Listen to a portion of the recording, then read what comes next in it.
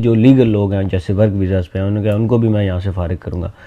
जिन लोगों ने कभी भी ज़िंदगी में कोई बेनिफिट क्लेम नहीं किया, यूके की पीआर नहीं मिलेगी, बल्कि जो लोग ऑलरेडी यूके में जिनके पास पीआर है उनसे भी पीआर या आईएलआर जिसको कहते हैं इंडेफिनिट लीव टू रिमेन, वो भी उनसे वापस लेके उनको वीज़ों पे कन्वर्ट कर दिया जाएगा। जी हाँ भाईजान, ये जो खबर है ये दी है नाइजल फराज ने। जी हाँ भाईजान, ये एक पॉलिटिकल लीडर है, उनका नाम है नाइजल फराज। उन्होंने ऐसी ऐसी न्यूज़ दे दी हैं कि भाईजान जो नए इमिग्रेंट्स आएंगे यूके में या जो ऑलरेडी भी यूके में मौजूद हैं उनके साथ मैं ये कुछ करूँगा अगर मैं यूके का प्राइम मिनिस्टर बन गया। और मज़े की बात यह है कि उनके जो प्राइम मिनिस्टर बनने के चांसेस भी ब्राइट हैं। काफ़ी सारी वेबसाइट्स हैं वो यही प्रिडिक्ट कर रही हैं कि भाई नेक्स्ट प्राइम मिनिस्टर जो है वो यही बंदा बनेगा 2029 में। तो उन्होंने कल कुछ नए इंकशाफात किए हैं, वो मैं आज आपके साथ बताता हूँ कि उन्होंने कौन कौन सी बातें कही हैं कि जो यूके का जो इमिग्रेशन सिस्टम है वो किस तरह से वर्क करेगा। उसमें कुछ चीज़ें तो ऐसी हैं कि बंदा कहता है कि यार ये अब किस तरह की मतलब अजीब सी बात है। हमेशा से नाइजल फराज की आप लोगों ने वीडियोस देखी होंगी कि जो भी उसकी वीडियो आती है ना उसमें वो यही कहते हैं कि भाईजान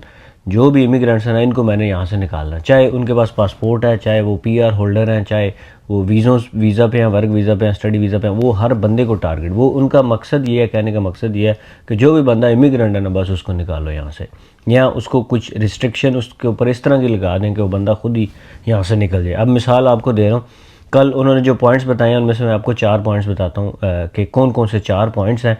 उनसे आपको खुद ही समझ लग जाएगी कि आने वाले सालों में क्या होगा यूके के अंदर। और 2029 में एक्सपेक्टेड है नेक्स्ट जनरल इलेक्शन। 2029 में जब इलेक्शन होंगे और अगर ये बंदा जीत गया और प्राइम मिनिस्टर बन गया तो भाईजान फिर बड़ी सख्त शुरू होने वाली है। इस पर मैं और भी तज्जिया भी अपना भी बताऊंगा, डिस्कशन भी करूंगा, कुछ चीज़ें आपको भी बताऊंगा कि जो अपने देसी लोग हैं भाईजान वो भी इसको वोट करने को तैयार हैं। 50% जो देसी लोग हैं यहाँ पे मौजूद हैं ना वो भी कहते हैं हम इसको वोट देंगे। वो क्यों इसको वोट देना चाहते हैं वो भी डिस्कस करेंगे आज इस वीडियो में। लेकिन सबसे पहले मैं आपको बताता हूँ कि 4 पॉइंट्स कौन से हैं मेन, जो उन्होंने कहा है कि ये वाले पॉइंट्स जो हैं ये आते साथ मैं इमिग्रेंट्स के ऊपर लागू करूँगा। जिसमें से पहला पॉइंट तो मैंने आपको ऑलरेडी बता दिया, दोबारा एक्सप्लेन कर देता हूँ। वो ये है कि ILR जो इनडेफिनिट लीव टू रिमेन है, यानी पहले ये होता था कि वर्क वीज़ा पे एक बंदा आया, 5 साल उसने पूरे किए और 5 साल के बाद उसको पीआर मिल जाती थी, ठीक है, वर्क वीज़ा के ऊपर। लेकिन अब उन्होंने कहा कि पीआर वाला सिस्टम हम कर देंगे ख़त्म, वीज़ा दिया करेंगे लोगों को, वो वीज़ा रीन्यू हुआ करेगा जैसे सऊदीया में दुबई में होता है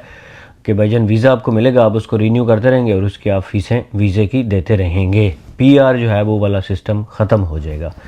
बल्कि ऐसा नहीं है कि जो नए लोग आएंगे उनके ऊपर ये रूल लागू होगा, जो पुराने रेट्रोस्पेक्टिव रूल लगाएंगे वो कह रहे हैं भाई जो लोग ऑलरेडी पीआर पे होंगे उनकी पीआर भी हम ख़त्म कर देंगे, उनको भी जो हम नया रूल बनाएंगे, जो नया हम सिस्टम बनाएंगे वीज़ाज़ वाला, उनको वही वीज़ाज़ देंगे और वो भी अपने वीज़ाज़ को बार बार रीन्यू कराएंगे, IHS पे करेंगे, बार बार वीज़ा की जो फ़ीस है वो भी बार बार पे करेंगे। और वो कह रहे हैं कि ये जो वीज़ा है ये हम हर किसी को भी नहीं देंगे।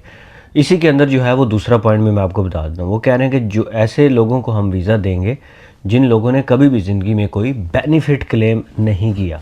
यूके में आपको पता है कि काफ़ी सारे लोग बेनिफिट्स क्लेम करते हैं, जिसमें हाउसिंग बेनिफिट होता है, कुछ लोग जो है उनकी जॉब नहीं होती उनके पास, वो कहते हैं हमारे पास जॉब नहीं है, उनको जॉब का बेनिफिट मिलता है।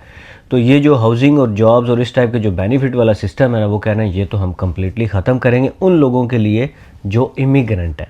जो बंदा यूके में बॉर्न नहीं हुआ उसका कोई राइट नहीं है, बेशक वो नेशनल है, वो ये नहीं कह रहे कि नेशनल इंटरनेशनल या जो ऐसे लोग हैं जो बाद में आए हैं या जो नेशनल नहीं है उनका हम ख़त्म करें। वो ये कह रहे हैं कि जो नेशनल जिनके पास पासपोर्ट भी है भाईजान उनका भी हम ये वाला राइट ख़त्म करेंगे कि उनको अलाउ नहीं होगा कि वो कोई भी किसी किस्म का बेनिफिट क्लेम कर सकें। बल्कि वो तो ये भी कह चुके हैं अपनी वीडियोस में कि NHS जो कि यूके का हेल्थ केयर सिस्टम है जो फ्री है इमिग्रेंट्स के लिए, क्या तो मतलब फ्री तो नहीं है, जो लोग वीज़ा पे होते हैं वो लोग फ़ीस पे करते हैं हेल्थ इंश्योरेंस, लेकिन जो नेशनल हो जाते हैं या जो पीआर पे चले जाते हैं उनको वो कह रहे हैं कि फ्री हो जाता है। तो लेकिन वो कह रहे हैं कि उनके लिए भी अब फ्री नहीं होगा, उनको भी इसका पे करना पड़ेगा, हेल्थ इंश्योरेंस पे करनी पड़ेगी। मे भी NHS को वो कम्प्लीटली प्राइवेट ही कर दें, सब लोगों को मे भी पे करना पड़े। अगला जो तीसरा पॉइंट है वो ये है कि जो लोग यहाँ पे आते थे अपने साथ अपनी फैमिली को बुलाते थे, पाकिस्तान से या कहीं भी किसी भी कंट्री से आप लोग आते थे, स्टडी वीज़ा पे भी पहले अलाउ था, फिर उन्होंने रिस्ट्रिक्शन कर दी।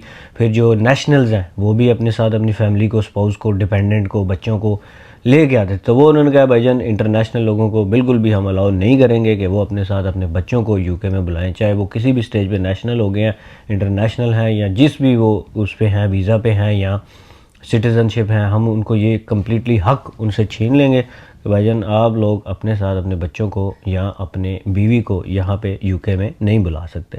अब तीसरा पॉइंट ये है कि पहले तो ये होता था कि 5 साल बाद आपको नेशनलिटी तो नहीं चलने पीआर मिल जाती थी, लेकिन अब ये है कि वो 5 ईयर्स से इंक्रीज़ करके उसको वो कह रहे हैं कि हम 7 ईयर्स का कर देंगे, 7 साल बाद आपको नेशनलिटी मिलेगी। वैसे मैं आपको एक बात बताऊं, ये जो पीआर वाला बीच में से उन्होंने ख़त्म किया है, शायद इसमें कोई ख़ास फ़र्क नहीं पड़ेगा, बिकॉज थोड़ा बहुत फ़र्क पड़ेगा। उसकी रीज़न ये है कि ये कह रहे हैं कि पहले 5 साल जो थे उसके बाद आप अप्लाई करते थे पीआर के लिए, और उसके फिर 1 साल बाद आप अप्लाई करते थे नेशनलिटी के लिए। लेकिन अब इसमें क्योंकि सिस्टम इस तरह का कर रहे हैं कि आप डायरेक्ट जो है वो नेशनलिटी के लिए अप्लाई करेंगे, लेकिन 5 ईयर्स के बाद नहीं, 7 ईयर्स के बाद। तो नेक्स्ट वो यही कह रहे हैं कि जो लोग भी एलिजिबल हो जाएंगे नेशनलिटी के लिए, सिटीज़नशिप के लिए, वो 5 साल के बाद पीआर में नहीं करेंगे, वो डायरेक्ट नेशनलिटी के लिए करेंगे, लेकिन 5 साल बाद नहीं, 7 साल बाद उनको अप्लाई करना पड़ेगा। लेकिन ये जो वीज़ाज़ हैं, ये जो कह रहे हैं कि हम लोग वीज़ाज़ देंगे लोगों को, ये जो वीज़ाज़ होंगे भाईजान, ये इसके ऊपर टाइटर पॉलिसी वो कह रहे हैं कि हम रखेंगे, स्ट्रिक्ट रूल्स होंगे। इंग्लिश जिसकी बहुत ज़बरदस्त किस्म की होनी चाहिए, जिस बंदे ने कभी कोई बेनिफिट नहीं क्लेम होना चाहिए। ये देखेंगे कि उस बंदे के पास स्किल लेवल बहुत हाई क्वालिटी का होना चाहिए, और जो उसकी सैलरी है वो काफ़ी हाई जब तक नहीं होगी वो कह रहे हैं कि हम नहीं देंगे। मतलब 60,000 में भी वो थ्रेश होल्ड सैलरी का रख दें। तो भाईजान आपको मैंने बता दी कुछ नई पॉलिसी जो कि नाइजल फराज कह रहे हैं कि मैं आके इम्प्लीमेंट करूँगा। अब मैं आपको बताता हूँ, मैं अपना तज्जिया देता हूँ कि काफ़ी सारे देसी लोग ऐसे जो कि यूके नेशनल है ख़ास तौर पे, वो कहते हैं कि हम वोट करेंगे रिफॉर्म यूके को, यानी कि नाइजल फराज को प्राइम मिनिस्टर बनाएंगे। अब इसकी क्या रीज़न है? मैं जब भी वीडियोस बनाता हूँ टिकटॉक के ऊपर, शायद आप लोग मुझे फॉलो करते हो, जो भी रिफॉर्म की वीडियो कोई भी बंदा बनाता है ना, कोई देसी, चाहे मैं बनाऊँ या कोई और बंदा भी, तो उसके नीचे काफ़ी सारे देसी लोग आते हैं और कहते हैं भाईजान हम लोग इमिग्रेशन नहीं चाहते। ये वही लोग हैं जो ख़ुद तो यूके किसी ज़माने में आ गए थे और इनके पास नेशनलिटी भी इनको मिल गई हुई है। अब ये कहते हैं कि जो नए लोग हैं वो आते हैं तो वो हमसे आगे निकल जाते हैं।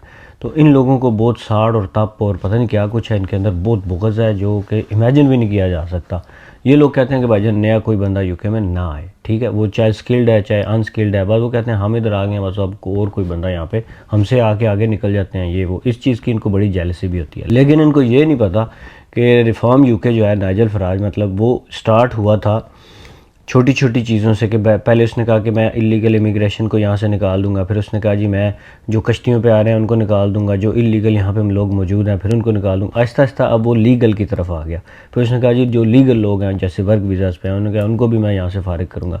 अब वो पीआर तक भी पहुँच गया कि जिन लोगों के पास पीआर है उनसे भी पीआर खींच लेंगे। अब अगला स्टेप डेफिनेटली उनका ये होगा कि नेशनलिटी होल्डर जो है वो भी नहीं। अब कुछ सबको पता है कि जो इमिग्रेंट्स के ख़िलाफ़ हैं वो ये नहीं कह रहे कि भाईजान हम आप सिर्फ फलाने टिंगे इमिग्रेंट को नहीं, इनका जो पुराना 1970 में आया था उसको नहीं। वो भाईजान उनका जो माइंड सेट है ना वो ये है कि रंग किसी का कोई और हो, काला हो, ब्राउन हो, जो भी हो, गोरा हो, जो बंदा बाहर से आया है उसको यहाँ से निकाल फेंकेंगे हम।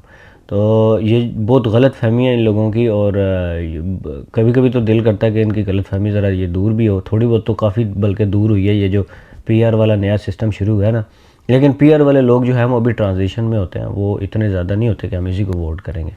ज़्यादातर वो हैं जो पुराने हो गए हैं ना, जिनके दिमाग काफ़ी मतलब सड़ चुके हैं, वो कहते हैं कि भाईजान हम इस तरफ जाएंगे। तो खैर अब ऑनलाइन ज़्यादा चीज़ें नहीं बता सकते। तो thank you everyone for watching, hope for the best. देखते हैं कि 2029 में रिफॉर्म यूके ही गवर्नमेंट बनाती है या शायद किसी और की बन जाए। ज़रूरी नहीं है कि इन्हीं की गवर्नमेंट बने, लेकिन जो स्टैटिस्टिक्स हैं वो यही कह रहे हैं कि इनको बहुत पजीराई मिल रही है ऑल ओवर द यूके में, क्योंकि उन्होंने जो सौदा बेच रहे हैं वो बिक रहा है। हर बंदा जो है वो कह रहा है कि बस ठीक है। और एंटी इमिग्रेशन से रिलेटेड इन्होंने जो लोगों का माइंड सेट गोरों का भी बनाना शुरू कर दिया है, वो भी डेंजरस है, क्योंकि लोगों को यहाँ रेसिज्म का सामना करना पड़ रहा है, इस वजह से एंटी सोशल बिहेवियर का सामना करना पड़ रहा है। मुझे खुद 1-2 दफ़ा जो है वो इस तरह का लोग मिले हैं जिन्होंने कोई अच्छे अल्फाज यूज़ नहीं किए। यूके में भी नॉट द बेस्ट डेस्टिनेशन, अगर आप यूके का प्लान कर रहे हैं तो may be it's not good any more.